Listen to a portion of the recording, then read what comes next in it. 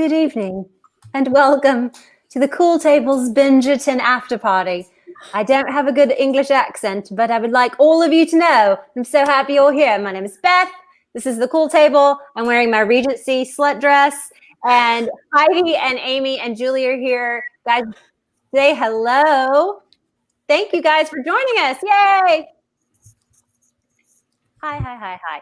So Erin, Bree, Lisa, Sheila, Mandy, Brett, Alicia. Hi, everybody. We're so glad you're here. We all wore a little nod to Bridgerton this evening. If you put us all together, we have one Regency costume. I'm wearing a dress. Goes all the way to my ankles. And it's lavender-ish. Heidi, what do you got on? I have my daughter's tiara, earrings I wore in the early 2000s when that was a thing, and a yellow crop top that I should never wear in public, but you can't see me from the waist down. And it's yellow because I'm honoring our dear Penelope. Mm-hmm. Pour one out for Penelope. Amy, obviously that's not your hair. I'm wearing a wig that I got on Amazon for $7, and it's actually strangely comfortable. And I also added a little beauty mark for myself. I have a little bling bling, and I'm wearing a sweatshirt. Nice. Jules? I am rocking a necklace that was not given to me by the Prince of Germany or wherever he was from with a bad accent. I'm also rocking a beauty mark that was given to me by my parents. So, and the Lord above. And the Lord above. And I'm also, I found this glass in my, and I thought, this looks like a glass that they would drink wine out of. And yes, I'm having my claret out of my grandmother's crystal. There we go. Y'all have those look like goblets. Yeah, they are. Yeah, there we go. So hi, everyone. Yes, we're so glad you're here. If you watched Bridgerton, if you've never been with the Cool Table, I know Lisa's coming for the first time. Hey, Lee. We just wanted to say thank you. We do this occasionally at the Cool Table. We do live streams following ridiculous shows that we loved or books that we read. We've done 2 book club hangouts on the first 2 Bridgerton novels, which you can go back and watch. Just go to our channel on YouTube, and they're there for forever. We talked about The Duke and I and all of the consent and content issues that are in it, but all the stuff that we loved. And then we did one on the Viscount Who Loved Me, which is Anthony's story, which we all totally love. So go watch it after you read it, because spoilers. So what did we think overall? Bridgerton has entered our lives. We've been waiting 2 years for it. 2 years ago it was announced, and I started reading the books then.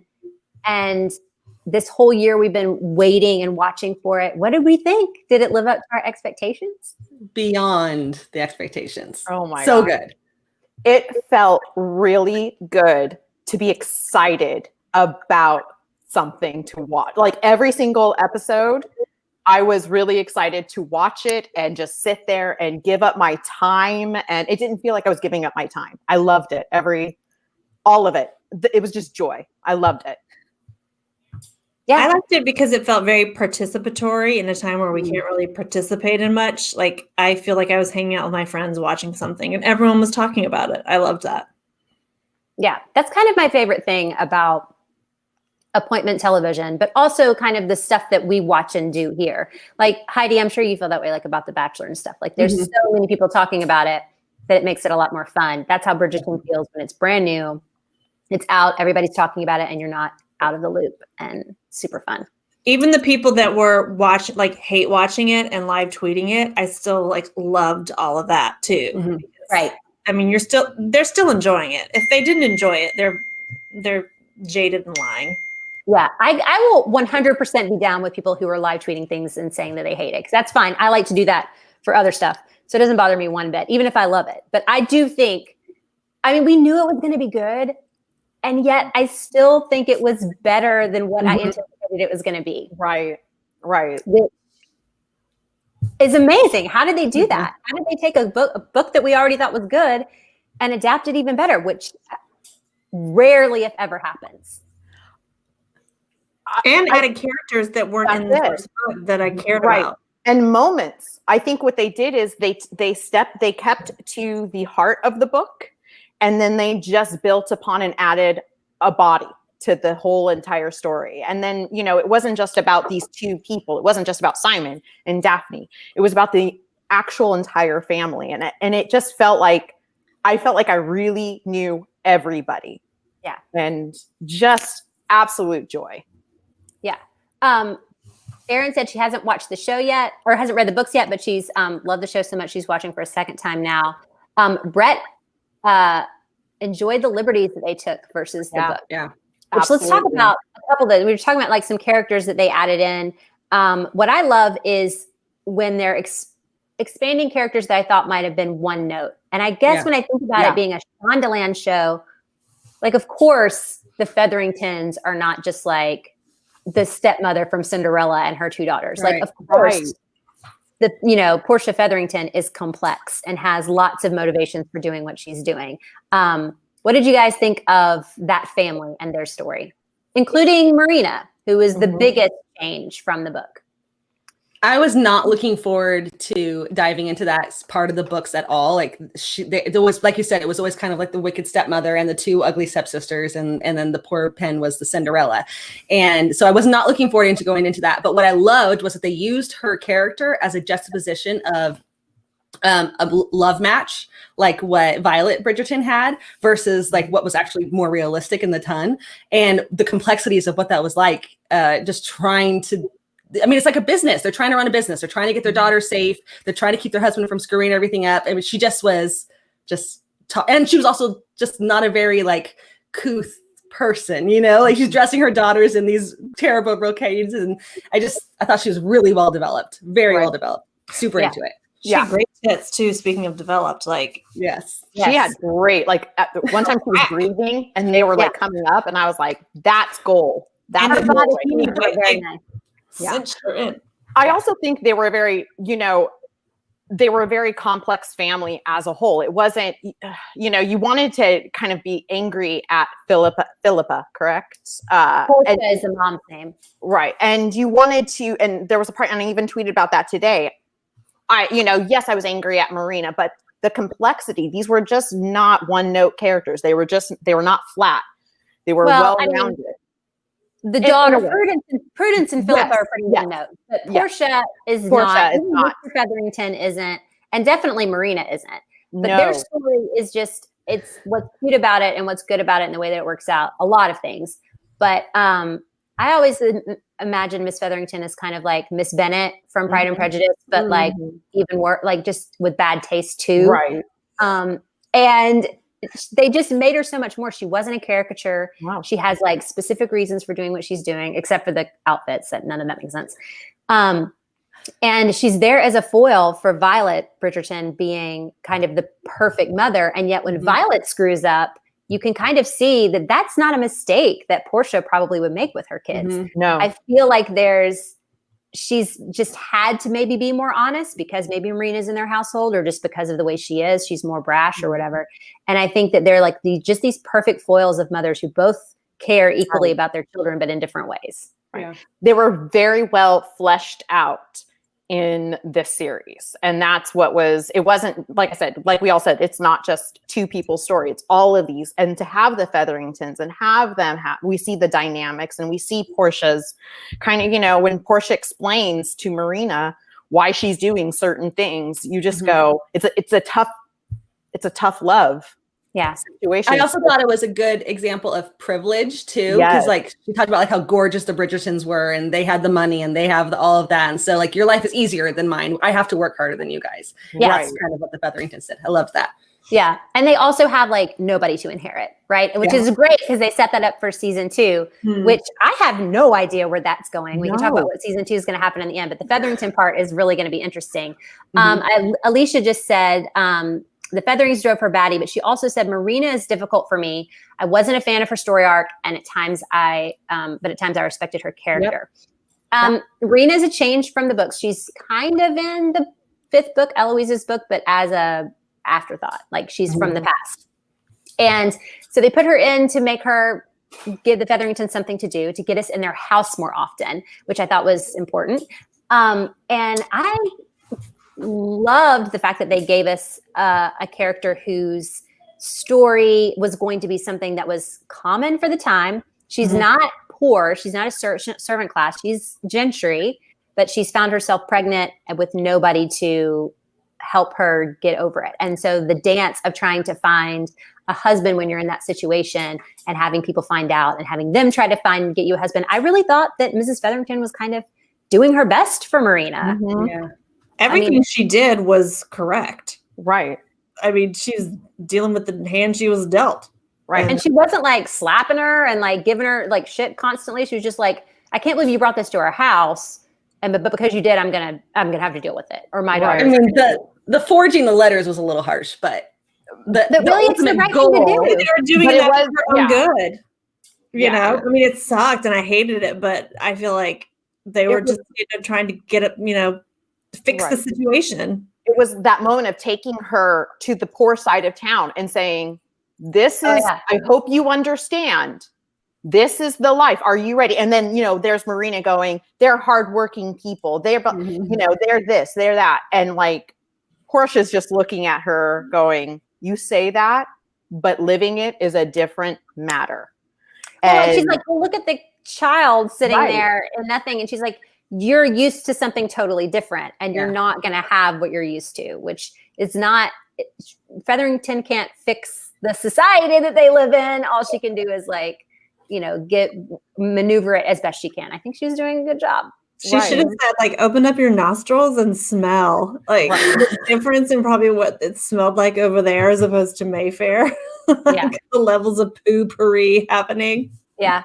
Emma said, as realistic and intelligent as Marina was, I didn't understand her turning down her marriage offer at the end when she had no other prospects.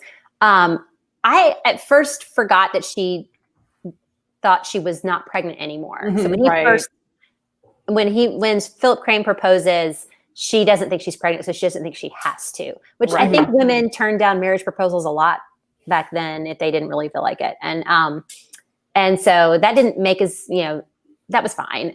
She probably should have, but she didn't know him and didn't want to be with, And I would forgive Marina pretty much anything because she gave us the opportunity for Eloise and Penelope to have the conversation about like where babies come from. Right. Man, cake.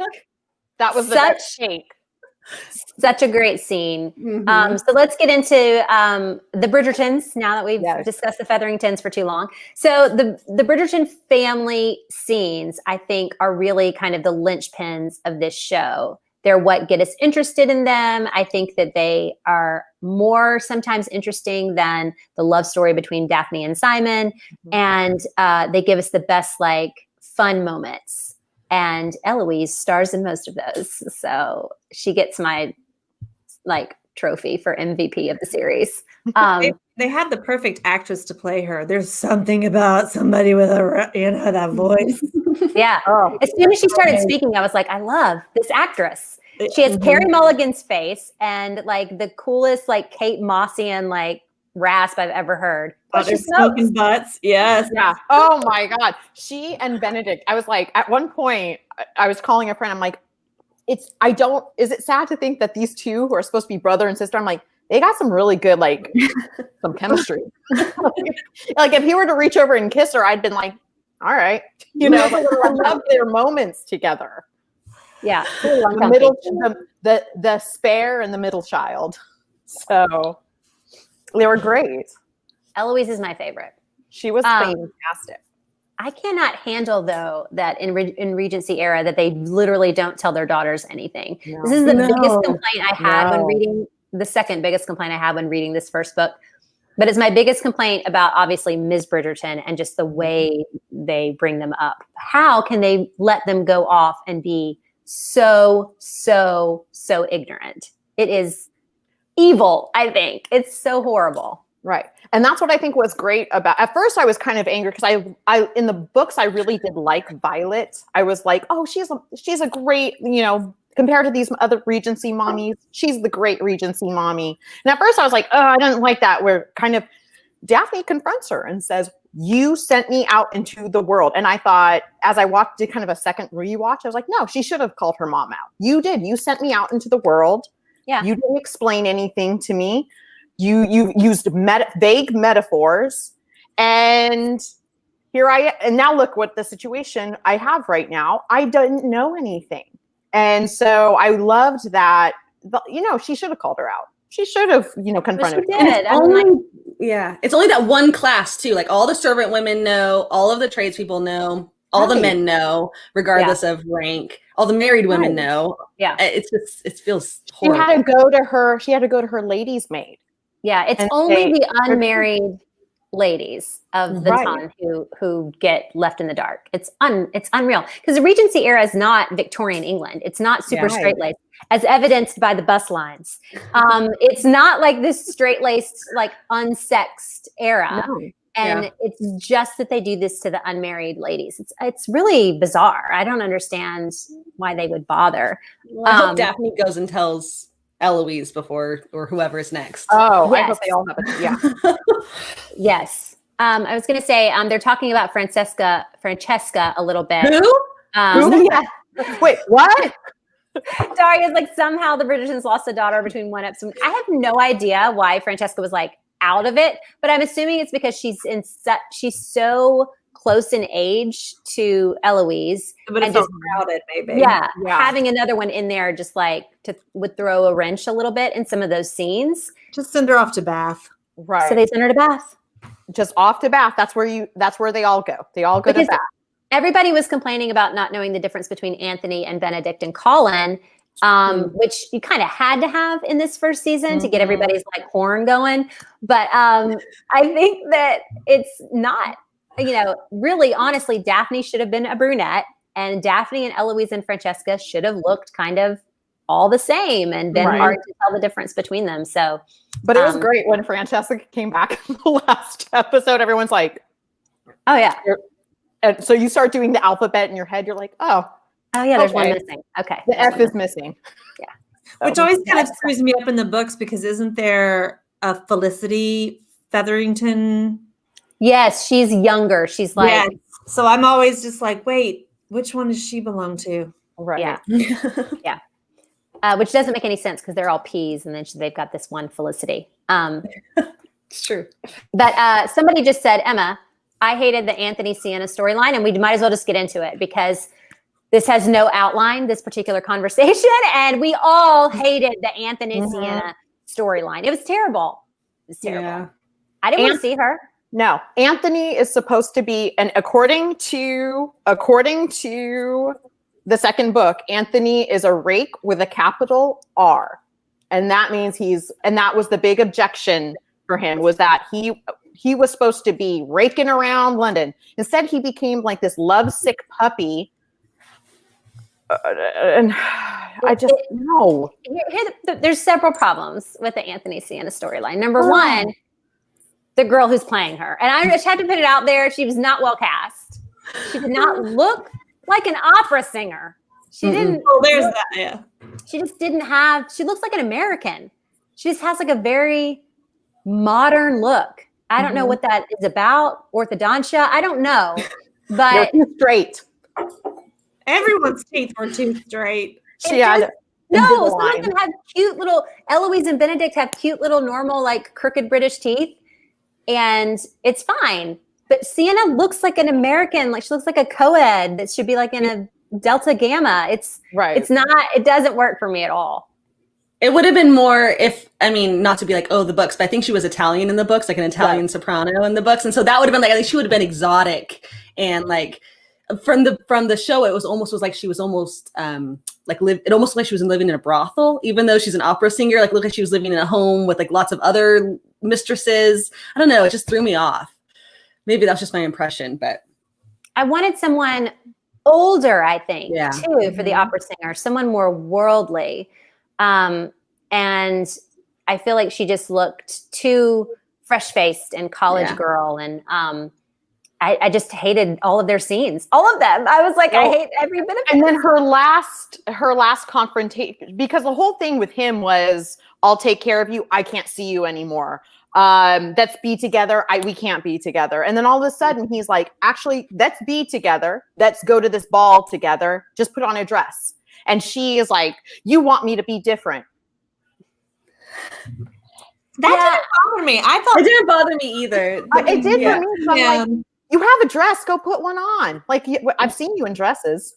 I can see What her bothered me. go be Sorry. around people that are going to shit talk about her. I can understand her not wanting to do that. And I feel like in the end, when she was so cruel to him, she was doing that not because she wanted to be, but because she felt she had to be, to basically say, we're done. Don't come back here. Right. But I think my problem with the whole thing is, I think one of the reasons why I felt like we should do a tally about how many times we say, well, in the books, in the second book, the reason why he's driven towards I don't want to marry for love. I just need to marry because that's my path and I need to carry on the Bridgerton name. And it was because of the fear about his father. And he didn't want to, his mother loved his father so much. He didn't want to do that to somebody he loved. And for me, when that whole scene ended and he said, I'm going to marry, but I'm not going to marry for love. I don't want it driven by her. I want it driven by the father that kind of haunts him. Well, we'll just leave it that. Season 2, and hopefully they'll do something different with that. I have a feeling. Yeah. Go ahead. The one thing I wanted to say about Anthony, though, is that in the first 2 episodes, he was the perfect Anthony, like doing her up against the tree, doing her backstage. Like if he had pulled in one other person while he was being a total dick to his sister about not getting married because he was being controlling, that is Anthony to me. Right. That was like perfect Anthony. So if we can get back to that, then I'm all good. I needed him to see him do that with other women. Mm-hmm. Yeah, I mean, it would have been more. It would have given him less of an arc for this season.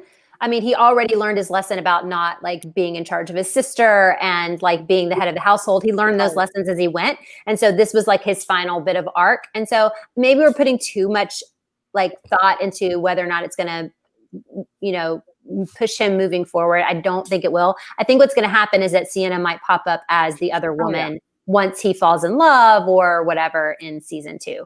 I am glad that the first couple of episodes are with him, we're sexy and fun and very Anthony and, got us prepared for that. And just forget that there's like this whole Love Actually scene at the end where he throws his flowers down and is like, oh, love is dumb. And I love that the first moment we meet him, he's banging a woman. He's banging Sienna against a tree. I really think I'd feel differently about it if she had been cast by someone very sophisticated and worldly and like had just more gravitas to her. I just didn't believe it. And that makes me feel bad, but like, I just didn't believe it. And so then the whole time I was taken out of that every time we saw it. I like him though. Huh? I like him though. I like the actor. I love him. He's so good. Yeah. Love him since Broadchurch, and I think he's great. So Daria wants to know what are our predictions for season 2. Okay. Season 2 is Anthony's story, or hopefully the Anthony story. And obviously he's going to meet someone and have to fall in love with her. I read that book. Huh? That's crazy. I've read 1, 3, and 4. Okay, well, 2 is better than 1, 3, and 4. So go read it. I love 4. 4 is 4 is great. 4 is great. 4 is great. 2 is good. 2 is there's just the chemistry between those two characters, Anthony and then who he eventually meets, is palpable. I hated 3. Like I could have given a Yeah, I didn't like Benedict's book. No. But in season 2, they've set us up with a couple of things. So we find out in the last episode that Penelope is Lady Whistledown. Yeah. And a lot of people were upset about the reveal. And I get why you're upset. Like in the books, she doesn't get revealed until her book, which is book 4. But we already know that Penelope loves Colin, which is not something we knew in book 1 or 2 or 3. You don't know that. She's really young in those books. Yeah. It's like 17. Yeah. But also the audience knows she's Lady Whistledown, but nobody else does. So I think that is just going to give us a really, like in this one, you could go back and watch and see like where Penelope is paying attention to people and what she's in the background of and be like, ooh, there's Lady Whistledown in that moment. But in season 2, I think it's going to be a little bit more overt. Obviously, we could see her like being gossip, like figuring out what's gossiping and like doing all of that. Also, the Featheringtons have lost all their money now that Mr. Featherington is dead, but Lady Whistledown has got a shit ton of cash. Yep. So Good point. we're going to have to figure out how to manage getting her money to her family through her solicitor or whatever. So there's going to be that storyline too. Plus Colin is going to be gone. So they need some stuff for Penelope to do that's not pining after Colin and hanging out with Eloise all the time. And I think the Featherington money / Whistledown money / her garnering gossip while supposed to be in mourning, all that stuff is going to be really, really rich for season 2, I think. Sort of the only person in mourning wearing bright yellow. Exactly. But it's also that tension because you have her best friend trying to figure out who Whistledown is. She's trying to hide it. The queen trying, and now you have the element of I did actually really like that addition of the queen, kind of I'm going to capture her. And I was one of those people who were like, I don't, I've had friends who have started reading the books too. They're like me. They're never really read a Regency. One of my best friends is reading it. She's like, she figured out it was Penelope right after the Marina situation the only time it makes sense for non-book readers. That's been the big thing. But then it was the sense of after I kind of stepped back and I was, gave it some time, I was like, think about that tension of the dramatic irony of her trying to hide everything and listen to Eloise as she's kind of like, you're looking at her right now, like just having that tension and how she's going to continue it. Penelope is a good actress. She's great. She's a great actress. We love her from I mean, but as the her character Penelope. Oh, Penelope's a good. It seemed like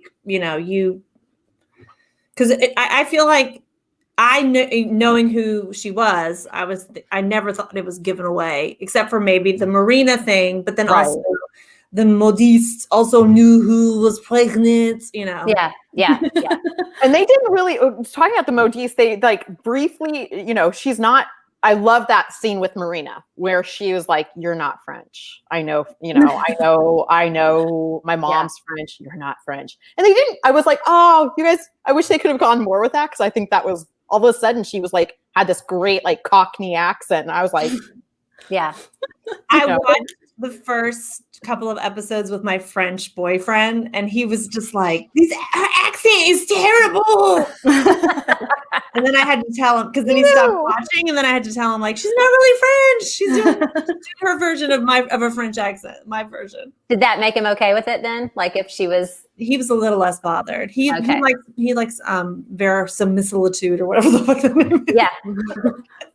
I love that word, and I don't think I can say it either. Yeah, I can read it good, but... Yeah.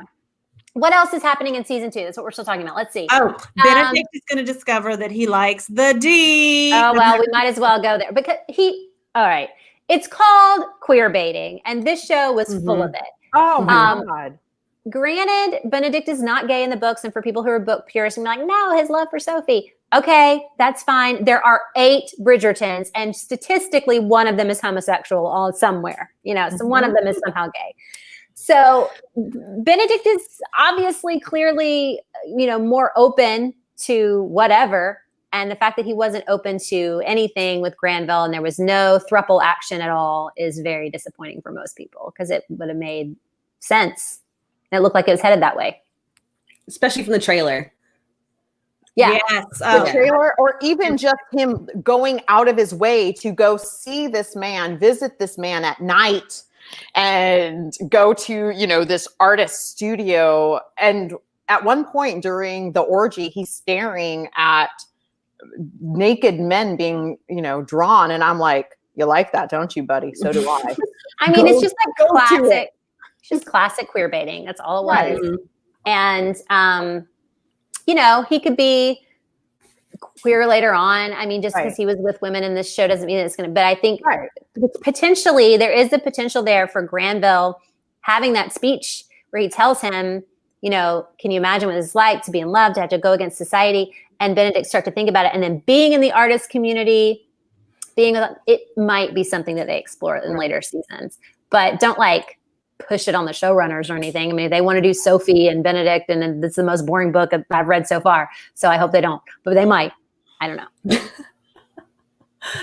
Speaking of characters, sorry, Julie. No, I was just going to say, Alicia is a lot of people are saying about the queer baiting on the comments, but Alicia's Benedict is at the very least bi-curious. Sure. Yeah. So, and that notion of that Granville says to him, "I'm the second born. I can essentially, my brother, all of the responsibility goes to my brother. All of this goes to my brother. Yeah. I can live my life, the freedom of it. Yeah. B has a good point. Earlier on Twitter, we were talking about how book 4 and 5 could make one season because they happen around the same. They're basically, concurrent. And do you think that the same happens with 2? Because there's so much 4 people in a cottage in 3. So book 3 takes place a big chunk of it takes place with just Benedict and this girl and Benedict's 2 servants in his cottage. And it's like a big part of the book. And it's not very interesting. So could they be doing 2 and 3 together and giving us Benedict's story at the same time that we get Anthony's? Yes. And could we get Colin's story and Eloise's story together in one season? I think so too. But at the same time, we don't want to cut down how many seasons of Bridgerton we get because it was super good. So if they want to do every single book and all of the prequels and everything else, that's fine. This is Netflix, though. They'll cancel it after. Yeah, that's true. Yeah. I really want to see more of Violet and because of that scene in today's episode where she touches the pillow and I really want to see their love story. Like she I know hasn't written their book. No, she hasn't. Wow. No. Someone else just said Eloise. I would love it if Eloise turned out to be gay too. She also is feels like she's headed down that path. I don't want to give away too much about Eloise, but I don't think that she will be gay. But yes, also a little bit of queer baiting with Eloise. Just how it works out, man. Just how it works out. I love the little detail of when you get older, you actually show less skin. I love that whole, you got to drop your hem now. I just think that is so funny. And then like one of those moments of like, I was today years old when in the first episode, when Mrs. Featherington called someone a light skirt, I was like, oh, I understand now. Like why? Oh, it's light. Like, I mean, I've read that in 100 million books, but I was like, oh, yeah. I liked how it was like a true romance. Like there was a beginning, a middle, an end, and a happily ever after epilogue. Like I had the whole arc of a romance novel. So anyone who watches this show and likes it and thinks they don't like romance novels needs to give it another shot because yes, you do. Yeah. That's all I have to say about that. Especially Regency. Some people think they only like specific romance on contemporary or whatever. You really will like Regency if you pick it up. Daria said, do we see more Simon and Daphne? Yes. They're they're featured very heavily in the second book. It's not going to be about them though, because obviously they've gotten their happily ever after. But they will be in it the way I think, kind of maybe the way Eloise is in this one, or maybe the way Marina is. I mean, just they're not going to be a major storyline. Right. I don't know how they'll show up, but they will be in it. There's no way they're going to they're the leads of the first season. So I imagine that Jonathan, whatever his name is, will be the lead of the second season with whoever they get to play Kate, his love interest. And then they're relegated just to season regulars or whatever. So I don't know how it's going to work in terms of storyline, but they'll figure it out. It'll be good. I think they'll be for Anthony, they'll help be the voice of reason when he says things, like it was kind of like that look they gave each other when it was like, I'm not going to do this for love. I'm sure. And they were like, sure you are. So I think they'll turn into kind of what Lady Danbury and who's the boxer? I'm so sorry. I always forget the boxer. Was for Simon, you become the voice of reason. So this will be Anthony's voice of reason. Yeah, they definitely have a place in the story. Right. But in terms of how will they have their own arc, the way Anthony has an arc in this season, the way Benedict has an arc in this season, the way, who knows? I have no idea what they're happy and they have kids now. What's their arc going to be? Are they going to be the Francesca of season 2? I don't know. I doubt it because, again, they were hired as the leads for this season. They're not going to downplay them to Francesca levels in season 2. Right. Someone wants to do Go ahead. I'm sorry. No, I was just going to say they're going to have to figure out how to keep Lady Danbury involved, and her relationship with Simon was such an integral part of why she was involved that I'm sure that's going to have to pull it all in because Lady Danbury is way too good to not come through on the next season. Oh, yeah, it's going to be amazing. Maybe Lady Danbury is related to Kate. I like it, which would be great. Alicia wants to dreamcast Kate, but I am terrible at dreamcasting. I am not good at it. The only thing I can say is that I wish that who's the chick from Daisy Edgar Jones from Normal People? I kind of wish she had been Daphne. Oh, okay. I wish she'd played Daphne. She was kind of my Daphne. That's it. That's all I got. Sex scenes. Oh, yeah. I was just gonna say. this. I was just gonna say Julie. I'm terrible at fan casting. No, I'm not good at that at all. I just I mean, want you don't someone have to be a person of color, right? I mean, chances are. I just want someone know. good. I just want someone that like just do so many chemistry tests because that's what is so good. Amy, that's why you got to read the book. Their chemistry is Yeah, and they've done a good job. I mean, obviously, like Simon and Daphne have good chemistry right. in this season. They're not going to like let that go by the wayside. Right. I'm not worried about them like really casting the wrong person for the lead of season 2. I think it'd be great if it's a person of color. It tends to be Shonda's like MO to have interracial like relationships, not just in this show, but in all of her shows. That's her MO. So, but I don't know. Who knows? I think Anthony, even though we weren't huge fans of Sienna's storyline, had great chemistry with her too. So I think he can have chemistry with like a Rock personally. He's hot. That He really is hurts really my hot. feelings, Heidi. That really hurts my feelings. A really pretty Rock. He has good chemistry. He's a good actor, but I think he's tiny. Like he In looks, real life, short. yeah, seems tiny. Or as the British say, we. Okay, listen right now. When you're 5'4", anybody above 5'5" looks really tall to you. Okay, Well, I'm not 5'4", Julie.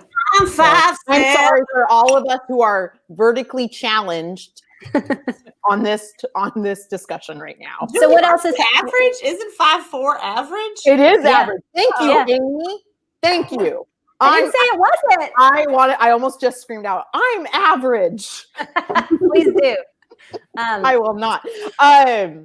So I do hope we see more of Simon and Daphne, but there's also a part of me that's like, we have their story.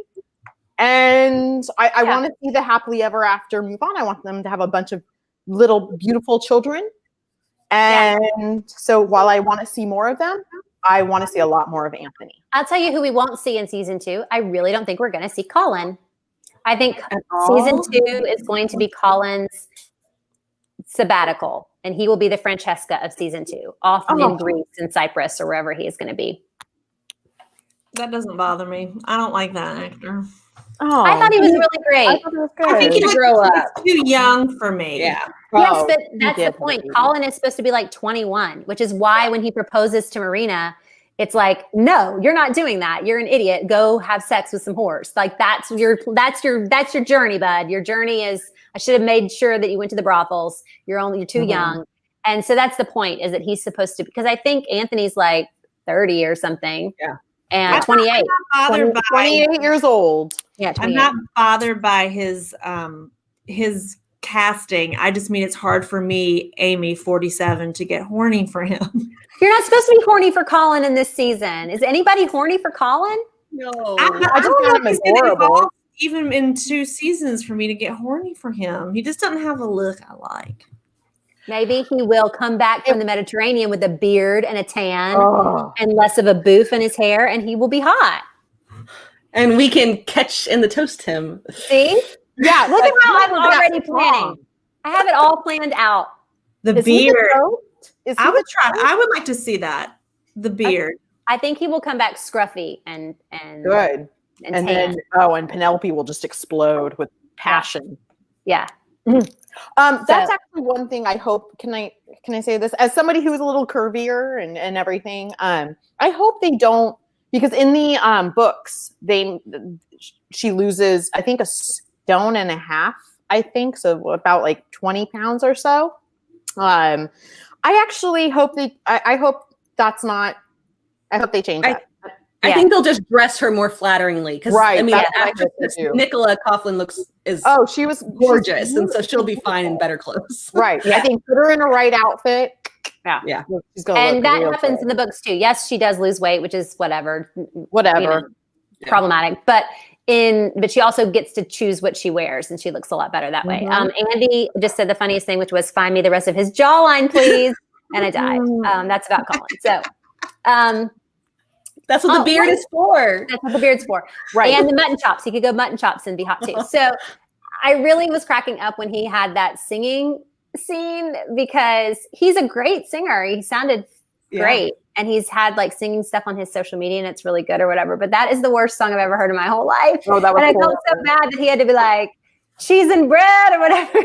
Especially after how good the music was all season. Like the music has been so good. So if he had like busted out like the Will You Remember Me by Taylor Swift, like he was singing it old style, that would have been amazing. Or a song from Folklore. He's all like, Is it because like do you have to get like the rights to do an actual cover with the lyrics is totally different than doing an instrumental cover? I don't know. All I thought was like Scooter Braun is somewhere counting his money and just happy over this. Yeah. I was like, aw. But if you guys check out, and we put it today on our Instagram stories, the three brothers did a little song, did a little performance for everyone. And I was like, acapella. I've literally watched it 100 times, and each time I'm like this. I could only get through half of it. Now I got a little embarrassed and had to turn it off because there was so much smoke and fog, and I kept thinking about Corona. I mean, I know it was like pre-COVID, but like I was like, there's so much breath. When they say instead of can't, they say can't. And I was like, it's I Can't Help Falling in Love. That's the song. It was good. It was good. It was. Then never mind. I hate that song. Wise men say. You won't hate it after they sing it. You're like this. Emma said, I wonder how they'll be filming additional seasons in regard to how the actors age up. I think the only people that they'll recast are Gregory and Hyacinth. And that's only a maybe. Hyacinth is a maybe for recasting. They could probably keep her if they decide to do her story eventually. Gregory is probably a definite recast because he's very young. Yeah. But they're the only ones I see them really recasting. Yeah. Potentially Francesca, but I don't think so. And they could recast. They can recast Francesca because none of us remember. That is very true. She would come and hit me in the face, and I would be like, "Who are you?" Okay, but we're 42 minutes in, and we haven't talked about the main problematic thing. You think? Or the couple? Here we go. All right. So, how do we feel about Daphne and Simon, you guys? Beyond the consent issue. What did you think of their story? Take that out for a second. And what did you think? I cared and I cried at the end. That's how I knew it worked for me. Yep. I got very teary-eyed. Her speech at the end to him in the rain, where she was like, essentially, you deserve to be loved. You deserve to be, nobody should have to dictate that to you. I thought that was a beautiful, I was like, oh, okay. Like that was gorgeous. And I like the fact that it wasn't like right away kissing, making out right there in the rain. It was, he had to absorb that. And then, literally his shirt had to absorb all that rain because the next morning he was still wet. Yeah. I believed it too. I loved the beginning of the season with them. I thought that the animosity leading towards kind of, begrudging friendship, like to actual, like really enjoying one another's company and making fun of other people. That was very believable. It was very romance novel. It really worked for me. The two of them worked for me doing that. I felt no compunction, like, oh, she's falling in love with him too fast, or, oh, he hasn't looked at her enough. It really felt like the rhythm and the pace of how they were learning to be around one another worked really super duper well. And then his speech to the queen sealed it. I was dying. I was like, holy shit, the Duke of Hastings invented romance. This has never happened before. Oh my God. Everyone is spontaneously ovulating. This is unbelievable. And how he delivered it. Perfect. Can't look at her. And like Chris Van Dusen released some of the script of that scene. And it's like, he can't look at her. Like that's like all the script says, like, can't look at her. And then like, he can't look at her. It's so good. And however you say his name is so good. It just was such a great scene. And so I believed. And then they start having sex everywhere. And I'm like, oh, I feel weird about it. That surprises me. Okay. Do you always feel weird about sex scenes, or was it these ones in particular? I don't know. No, because I feel awkward about most sex scenes. Like I'm not someone who enjoys like watching it. And these ones did not bother me at all. At all. I think Because No, they were actually, too fast. Because he's a 2-pump chump. okay. Here's things about the sex scenes. I wasn't uncomfortable with them the way I am usually when we talk about like Outlander sex scenes because they weren't protracted. Mhm. So everything that took place in those sex scenes had a purpose. Right. So he's undressing for her. He's helping her undress. Those were normal. It was quick. It wasn't gratuitous. The focus is on his body and not hers, which I found refreshing. And then even though it seems like he's like, she's coming too fast, he's pumping too slow, all of that, it takes like 30 minutes. So if it's a sex scene that's meant to be 30 seconds, it's not really taking 30 seconds. They're just giving you the highlights. That's how I look at it. It's not that their sex was short or that she came too fast or that he didn't pump for long enough. It's that it's condensed for our viewing pleasure. But it didn't. It feels the way that it was directed and shot. It didn't feel like they were giving us the highlights. It felt like they were showing it to us from the second they were like, "We's doing it now," and to like, which I could give a shit. Like, I know it's not realistic. I liked it. I loved his pumping tushy. I loved him going down her on the stairs. I loved all of it. None of it made me uncomfortable.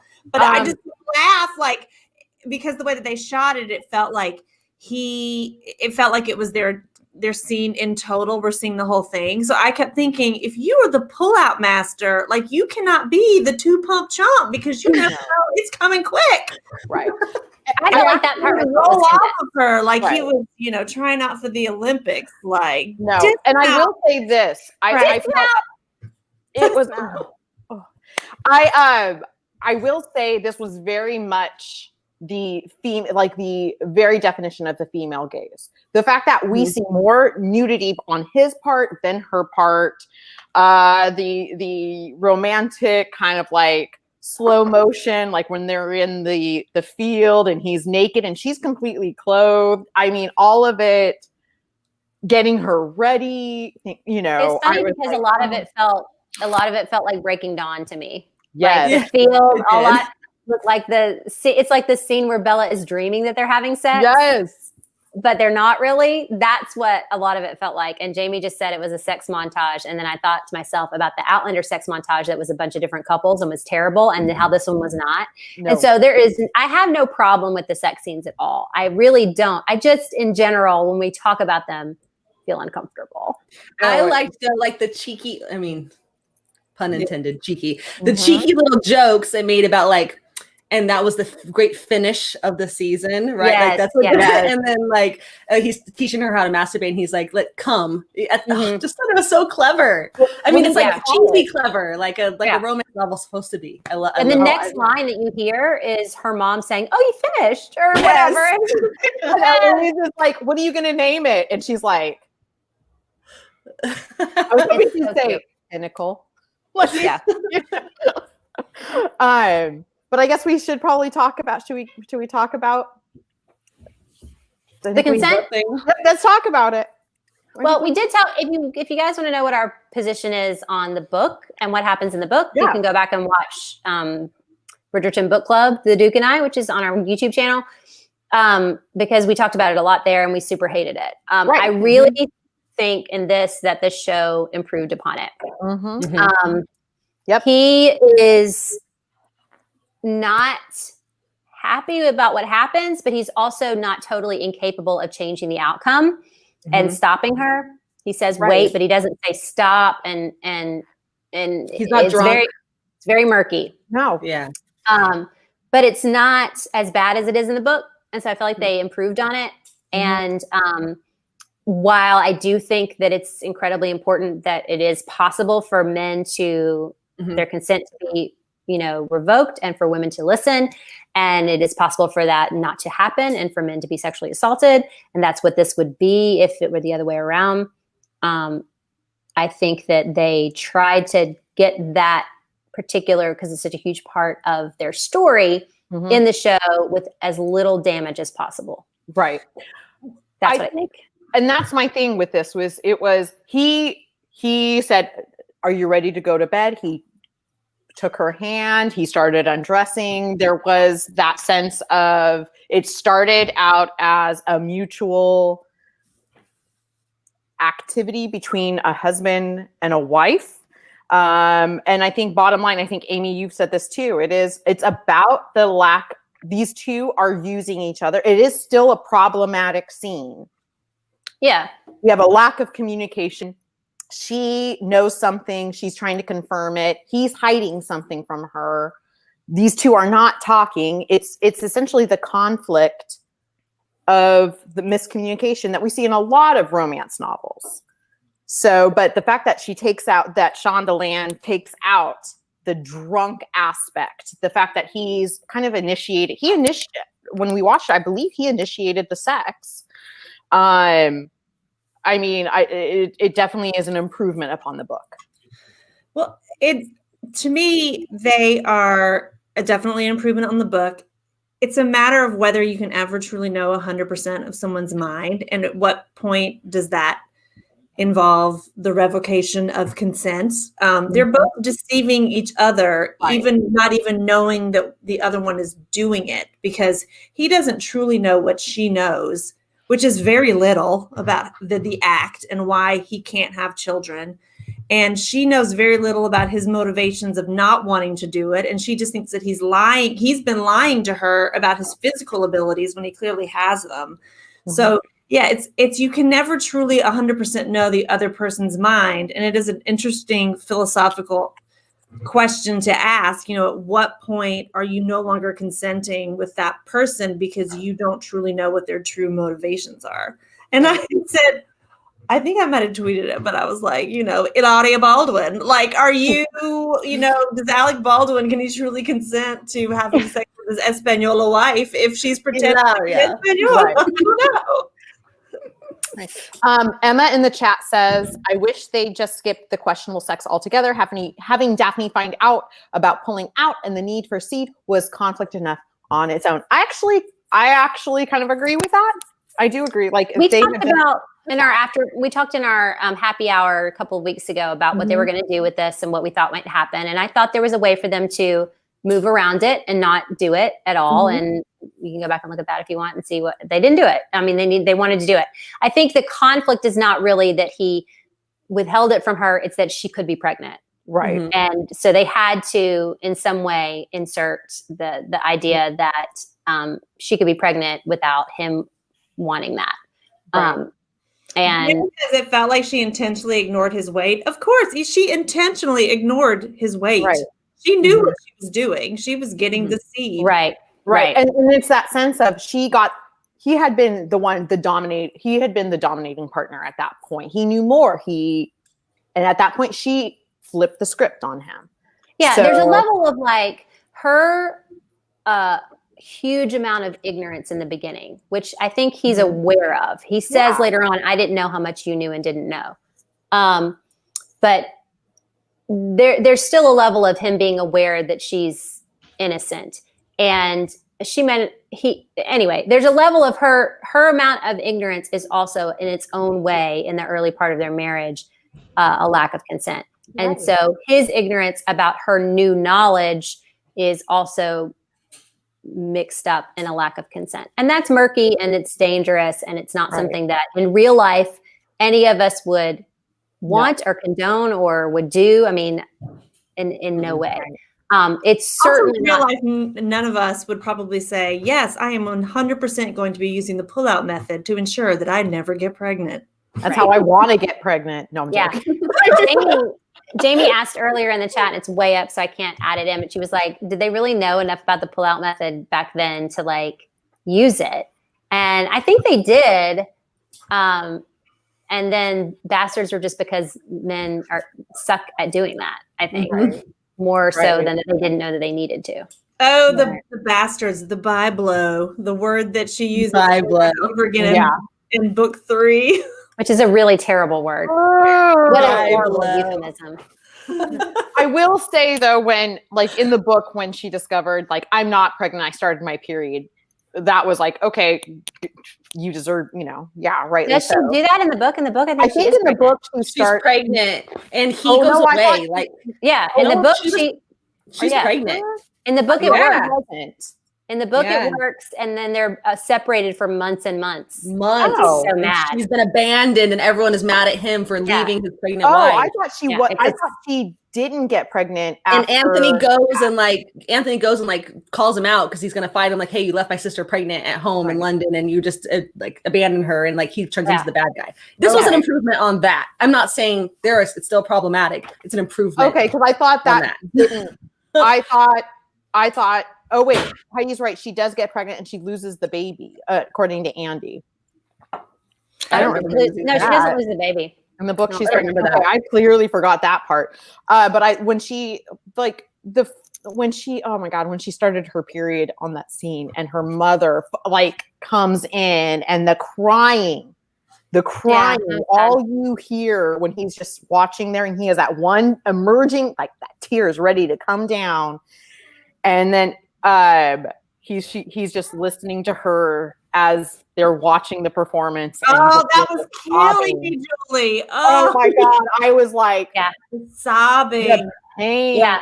But at the same time, I didn't want her to be pregnant. So I was like, No. Sir's right. I was happy Yeah. she was getting her period. And so I was kind of irritated that she was that upset. But so in my mind, I had to insert that she's upset about her marriage now, because he told her that if she's not having a baby, they're going to go their separate ways.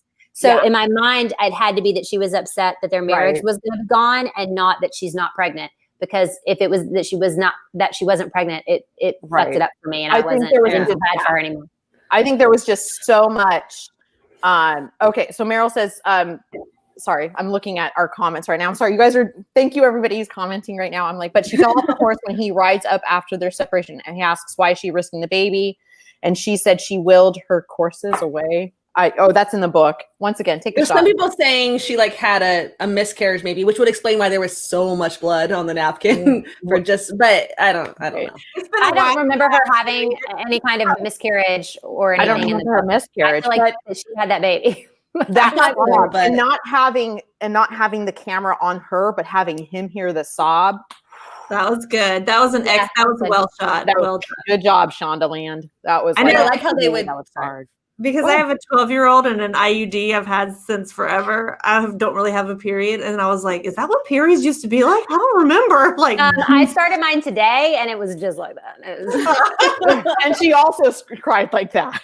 Honestly, I'd been kind of laying back on the couch, just looking at my phone, and my best friend called me, and I got on the phone, I started talking, and I stood up and started walking around, and I was like, exactly. It was oh, I go be on the phone with you while I change my pants. This is what's happening to me. So yes, Anna says late to reply, but ignoring his weight felt yuckier than him lying and you using her ignorance against her. Oh, I agree. It's 100%. I'm not saying they're equal yuck. No. Okay. Let's just be clear. Yeah. Let's be clear. Daphne violates Simon's consent. It is a sexual assault between married people that nobody on this panel would ever stand for. Never. IRL. Right. And that we shouldn't stand for in fiction in general. It's not, we didn't like it in the book. I don't like it in the show. I do think they improve on the situation from the book to the show. They make it a little less problematic because she doesn't get him inebriated and take advantage of him that way. But it's still problematic. It's still not okay. And it's still worse than him not being fully 100% honest with her about how you get pregnant and what he's going to do to stop it, or the fact that he can have children. He's just choosing not to. Right. Not as bad, but I just thought that's how I feel. They'll come after us. Well said. I need a rag. I just spilled wine all over my hand. Oh, please don't just say after we just talked about period, I need a rag. I need a rag. I spilled wine. I spilled wine all over my hand.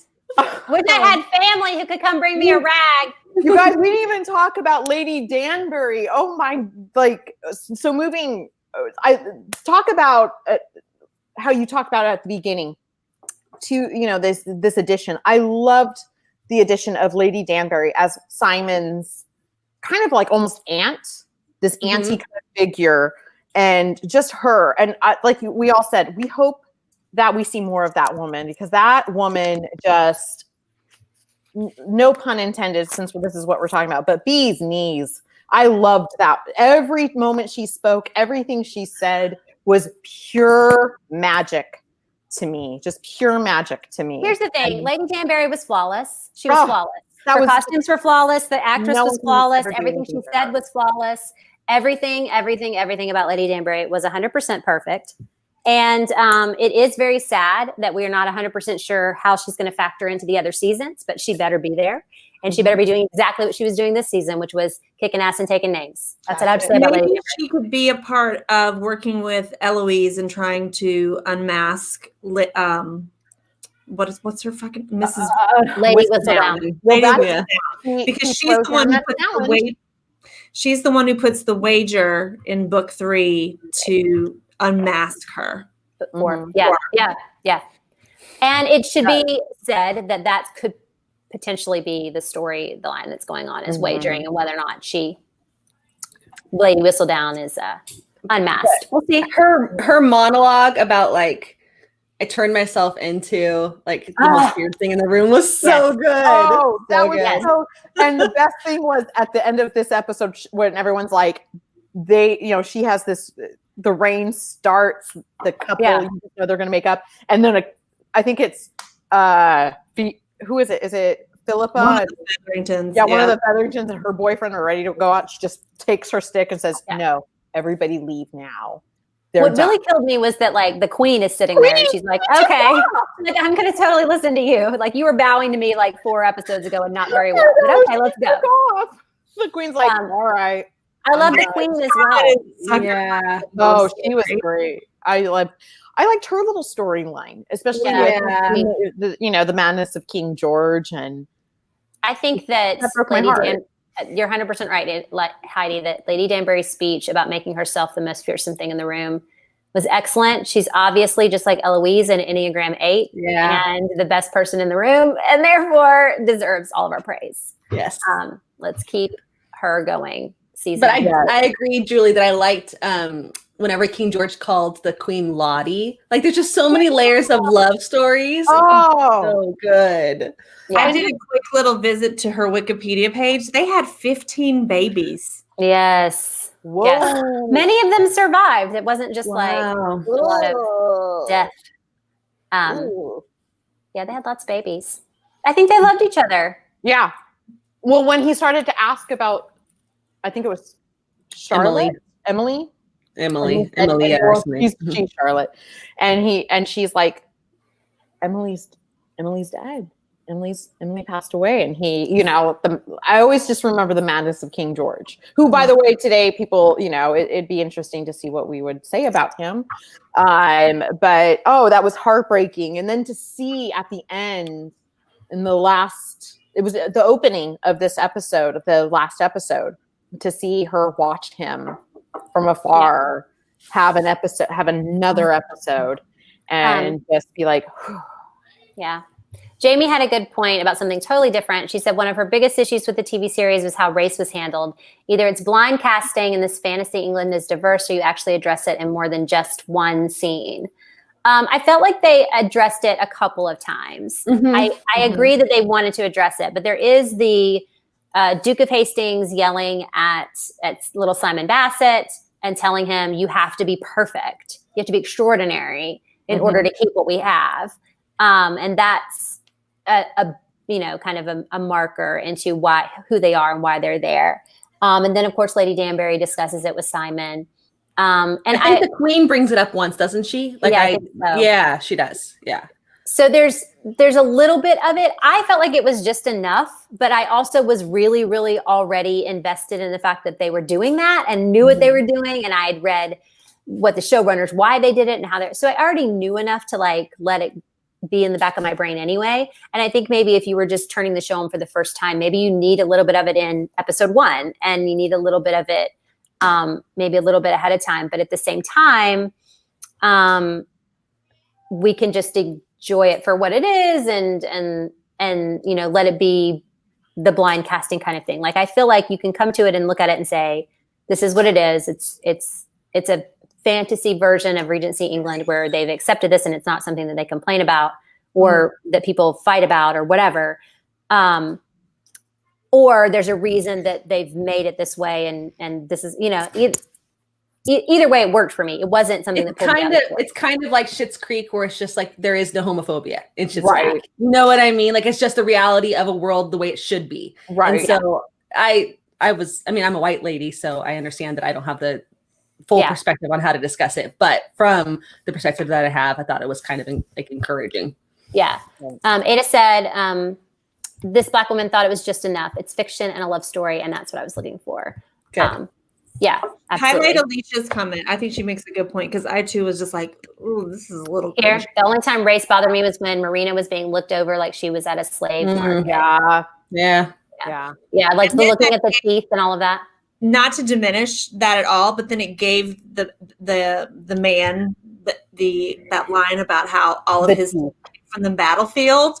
And I was picturing like dead man dentures, like filled in with, and I was just like, oh, like the olden days. Yeah. The smell. And it was also, famously, George Washington, our other founders have teeth that they took from their slaves. I mean, so it's a problem. That one is very problematic. I have to agree. Right. Honestly, Right. with Alicia. And then Andy said, did you guys see the incredibly racist article in the Daily Mail wrote? No, I won't be clicking on anything the Daily Mail writes. No. But, Eladia Baldwin, and then send it. Yeah. I mean, Queen Charlotte was or has been historically, it's been discussed whether or not she was biracial, but that she's from the Black Portuguese royal line. And so that's not historical fantasy. And the rest of it is, but works and is beautiful and is something that we're all appreciative of. So the only thing about any physicality of anybody that pulled me out was Simon's earring hole. Ooh, I know. I kept on going, damn. He's got like some gauges up in there. No, it's just like, it was so obvious. And I thought it would have a reason, because otherwise they would have covered it up. Like it doesn't take any effort to cover up an earring hole. When that raindrop got stuck on it in the last scene, this looked like a I was I like, kept thinking there would be a reason. I kept thinking there would have been something he would have pierced it for a reason, and there never was. And I was like, so that's just Roger or whatever his name is. And he doesn't have That's just his ear. Right. And he doesn't have just an earring like all of us. He has it's almost like he has the smallest gauge. It's like when you're trying to be like, I want to be hardcore, but I'm not. It didn't look like a gauge. It just looked like a hole. But still, I would have thought they would have covered it up. Right. No. So that was weird. I agree. They used all their CGI on all the wisteria. And the bee. Really quick. Can we talk about the presence of the father killer? The bee throughout this whole thing. So unfortunately, we're going to spoil something for you if you haven't read the book.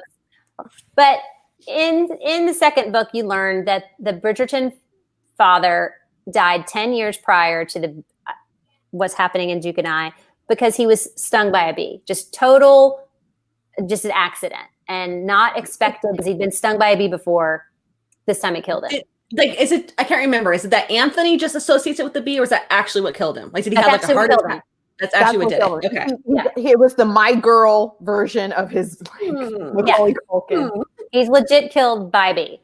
And I get that it's cute. It's like the Bridgerton little thing that it's by their front door. Hello, they have a whole bunch of magical wisteria blooming all the time. So the fact that there's big bumblebees around is adorable. But the fact that they wear bumblebees as Bridgertons a decade after their dad dies is very macabre. It really bothered me. It was on collars. It was all over the place. Hair. There was, and then it came to the windowsill, and I was like, well, you weren't able to see your grandchild born, but this bee did. It was like, okay. Yeah. Dara says, if I'm saying your name wrong, I'm sorry. Daria, it's gorgeous though. Featherstone was killed by people, not a bee. Yes, those. Yes.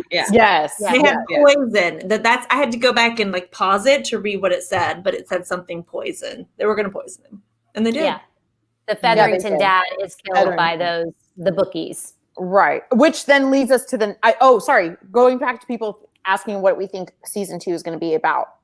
Will, the boxer. That's going to definitely, if they killed him, he threw the match as well. So I do like that addition. I will say that was a good addition of having that friendship between Simon and Will, and then seeing Will's wife and this working class family. And I do wonder if he'll be in the next season and what's going to happen with I that. think if they killed Featherington, the tension of they're going to come after, they possibly could come after. Maybe they could, right? But they also don't necessarily. They didn't give him any money. Featherington did, and so I guess it would just depend on how much money they get back from Featherington. Is only half of what they have, so maybe they will come after Will. Yeah, that's interesting. Jana just said maybe Papa Bridgerton is reincarnated as a bee and he hangs around the family. That's adorable. The bee that's hanging around is not my problem. That makes sense. The bee that they wear on their clothing, however. It's just weird. Especially because Anthony is terrified of bees. Horribly terrified of bees. And they're flying all over the place. Yeah, it's very odd. Very, very, very odd. A weird choice. We'll see what happens in a second. Yeah. Easter eggy, but not the kind of Easter egg that makes I mean, it's pretty obvious. The bee on Benedict's collar is gigantic. So anyway, so Brett said, I wonder if the bee is meant to be a tribute to the father. Oh. I mean, if my dad was killed by a frog, I wouldn't adopt frogs in my kitchen decor. I wouldn't do that anyway. Right. But I certainly wouldn't make it the family crest or anything. What if their family crest was just made up of a bunch of things that had killed all the previous Viscounts? It's baller. My dad had a massive heart attack. He survived it. But what if I had put hamburgers on everything? Right. You just don't do that. Yeah. My dad has a fake me. What happens if I put metal every time he goes through a metal detector? He goes ding ding ding. That's our family crest now. Christians wear crosses, the Bridgertons wear bees. Jamie has a really good one. The actress who played Lady Bridgerton is just so pretty. I want the mom to find love again. I would like to see that. I'd like to see. I don't think she wants to. I think she's happy. She had her great love. Yeah, it's not like it's a world where love is something people look for. Right. She's taken care of. She has grandchildren. She's got all these kids she has to get married and deal with. And so, I don't think she's into it. I don't know. Imagine having a 28-year-old son and an 8-year-old daughter. Man. Oh. No. So my weird thing is, why is Lady Bridgerton not invited to Lady Danbury's party with all the married moms? Because she's a snitch. I mean, come on. My mom is in the chat saying that something about my dad that I don't super appreciate. Every time I call my husband, he says, "Please refer to me as Your Grace." Nice. Get it, Barbara. Do it, woman. Do it. Oh, your mom in the chat. I love it. My husband was like, I'm not watching this. So nope. As my dad calls it, Pornington. He literally said it today to my mom, are you guys talking about Pornington? Did you watch it with your parents? My mom read the books. Janice read the books before me. And I said, Mom, there's a show coming out called Bridgerton. She goes, oh, The Duke and I. And I go, and she goes, yeah, I read all the books. And then she started watching it. Did you watch it with your family? Hell no, I wouldn't. Okay. All right. That's all I wanted to know. But then she would call me and she would say, this is what your father says about it. He calls it English porn. And then now he's changed it. It's called, now in front of me, he even said it. He said, it's called Pornington now. He goes, I'm talking about Pornington. Oh God, everyone's doing it on the show. At least she didn't watch it with them. No. So Alicia said that she thinks the bees are more for the fans. I agree. The bees are a fan thing. They're a fan symbol. That's 100% right. Right. It's it's one of these to the fans. It's I like it. Again, it's fine for the door knocker. It's fine for the windowsill. It is not fine for Benedict's collar. No. That's all I'm saying. No. All right. So I think we have exhausted our Bridgerton chat for the evening. It was so good. It was excellent. So good. I'm going to watch it again. It was everything I wanted it to be. I'm very happy. I'm diving into Eloise's book soon. Mrs. Lawton. We know you're lying. Mrs. Lawton wants to know that she fast forwards through the dirty parts. Miss I want you to Lawton, know. You did not do that. No, I you want you didn't. to know, Mrs. Lawton, that Heidi does not. She does not fast forward through the dirty parts. I still don't even And know. what neither sex is. does And we Heidi. know that her kids were over at your house on New Right. Year's Eve. So And Heidi, neither does your mom. Your mom, you don't, and neither does your mom. She's just saying that to make you feel better. I don't even know. Oh gosh, Bree watched every episode with her mom except 6. Did you Bree. just skip the 6th episode? And the rest of it has sex in it too. I am not okay with this, guys. Parents are not appropriate. But anyway, it was excellent. I'm very happy. I haven't been that happy with a show since the Discovery of Witches season 1, which is a nice segue into what we're doing next week, which is Discovery of Witches comes back on January the 9th. And we'll be talking about that. It's going to be very important. If you haven't watched Discovery of Witches, the first season is super excellent. Second season's coming out January the 9th. And you need to watch it. So let's do that. Guys, it's been a Bingerton After Party. Yay. Cheers to all of you. Happy New Year. Thank you all for joining us. And we will see you very soon to talk about Discovery of Witches. And we probably talk about Bridgerton some more. Who knows? We don't have shit to do. Don't. There's nothing going on. Love you guys. Good night. Cheers. Thanks for joining us. Happy and New we'll see Year, you real soon. everyone. happy Bye. New Year. Happy New Year.